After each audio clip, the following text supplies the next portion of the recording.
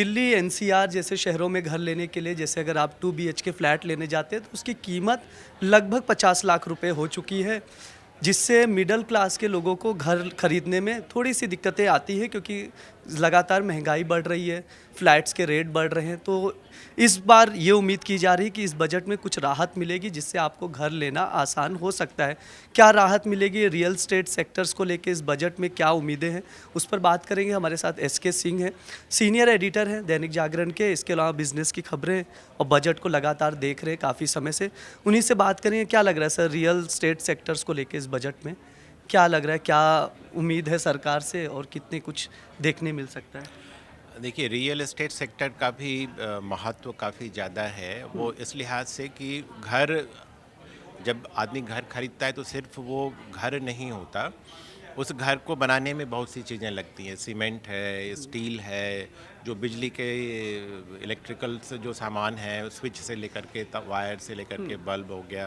फिर आदमी घर खरीदता है तो उसमें बहुत सारी इलेक्ट्रॉनिक्स की चीज़ें भी रखता है, टीवी हो गया, फ्रिज हो हुँ, गया, इस तरह की चीज़ें भी होता है, तो वो सबकी डिमांड बढ़ती है। तो बिल्कुल। रियल एस्टेट की बिक्री बढ़ने का मतलब है कि बहुत सारे सेक्टर की बिक्री बढ़ना। हुँ, तो इसलिए ये सेक्टर इम्पोर्टेंट माना जाता है। हाँ, तो इस बार अब घर खरीदने के लिए मतलब अलग से अभी ऐसा कुछ लग नहीं रहा कि कुछ सरकार देने वाली है, अच्छा, लेकिन अफोर्डेबल सेगमेंट जो है, हाँ, जो सस्ते घर का अफोर्डेबल के लिए सरकार जो पहले स्कीम लेकर आई थी कुछ साल पहले, तो उसमें उसके लिए कुछ सरकार को सुझाव दिए गए हैं क्योंकि अफोर्डेबल सेगमेंट जो है, खास करके कोविड के बाद, हुँ, इसमें घरों की जो डिमांड है वो कम हुई है। ओके, तो अब जैसे एक आपको आंकड़ा देता हूँ कि कोविड से पहले 2019 में जो टोटल देश के बड़े शहर हैं उनमें जो टोटल घरों की खरीद हुई थी अच्छा, उसमें से 38% अफोर्डेबल कैटेगरी के थे, ठीक है।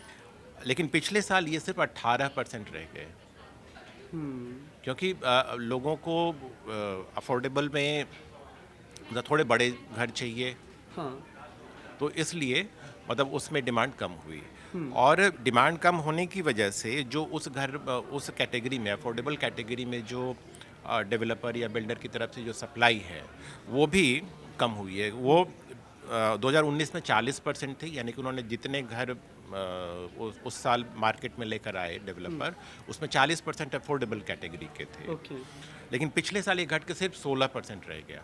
काफ़ी ज़्यादा कम हुए। हाँ, बहुत कम हो गया क्योंकि हुँ, अब डिमांड नहीं है तो वो बना भी नहीं रहे उस तरह ज़्यादा। हुँ, हुँ, हुँ, तो तो ये एक बड़ा इश्यू बन रहा है कि मतलब इश्यू इस वजह से बन रहा है कि इसमें जो 60 स्क्वायर मीटर का शहरों का जो एरिया है, हुँ, अब डेवलपर कह रहे हैं कि भई ये 60 स्क्वायर मीटर का एरिया तो ठीक है, लेकिन आपने जो इसमें 45 लाख रुपए की जो प्राइस लिमिट लगा रखी है अफोर्डेबल मानने के लिए, अफोर्डेबल कैटेगरी में उसको लाने के लिए, तो 45 लाख रुपए में आज की तारीख में जो जितने भी बड़े शहर हैं, महानगर हैं, हुँ, आप शायद ही कहीं पर आपको 45 लाख में 60 स्क्वायर मीटर कारपेट एरिया वाला घर हुँ, मिले।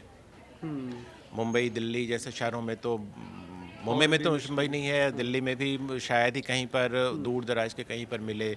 तो ऐसी जगह मिलेगा, ऐसे आपको पता चलेगा ऐसी जगह उस प्राइस में मिल रहा है जहाँ आप जाना नहीं चाहेंगे, घर हुँ, लेना नहीं चाहेंगे। हुँ, क्योंकि आपकी फिर वो आने-जाने का की एक समस्या हो जाती है कि आपके घर से ऑफ़िस इतना दूर है कि ट्रैवलिंग कॉस्ट भी तो हो जाता है, जी। समय और ट्रैवलिंग कॉस्ट। तो ये एक इश्यू आ रहा है। तो इसमें एक सरकार को जो सुझाव दिया गया है कि जो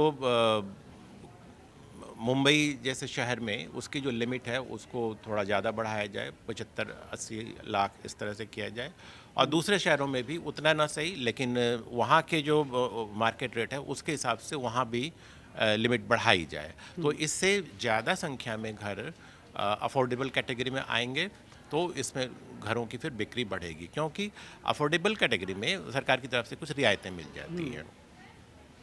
तो ये एक फ़ायदा हो हाँ, जाएगा।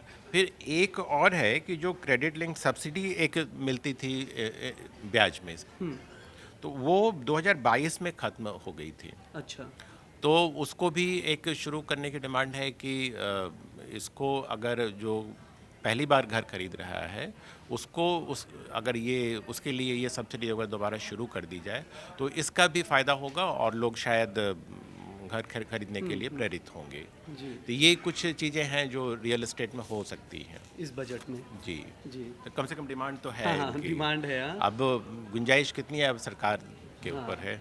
जी जैसा कि सर ने कहा कि डिमांड है, उम्मीद है। जब हमने वीडियो शुरू किया तब भी हमने यही कहा कि क्या इस बजट में के बाद लोगों को घर लेना सस्ता होगा या सस्ता मिलेगा घर।